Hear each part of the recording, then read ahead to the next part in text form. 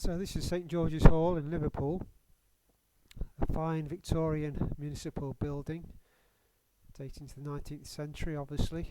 St George's Plateau, in front of the building opposite is the Empire Theatre and the former Northwest Hotel directly opposite.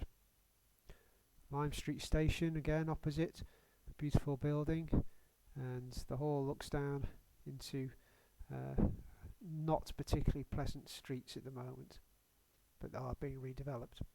Now while we're looking at the halls, because of these particular set of 6 relief sculptures, they're designed by Thomas Sterling Lee and date to an 1882 competition which Mr. Lee won.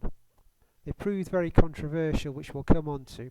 The set of 6 are called the Progress of Justice. Here you see Justice as a young girl, completely naked.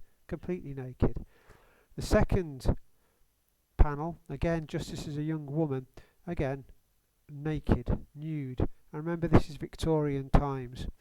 Well, it caused quite a stir, as we'll come on to.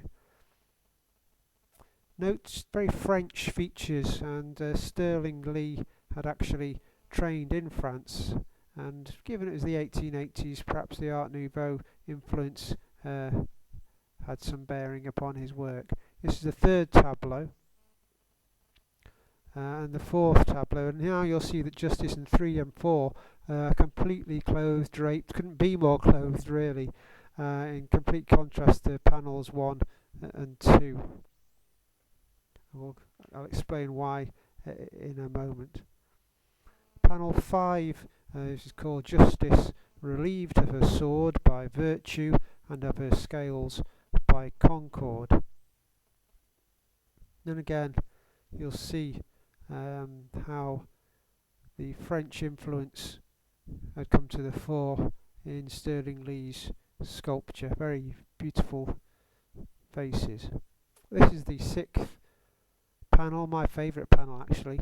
Very tender, sensitive. It's called Justice receives the kiss of righteousness and the crown of immortality. And again you'll note, of course, that she is clothed.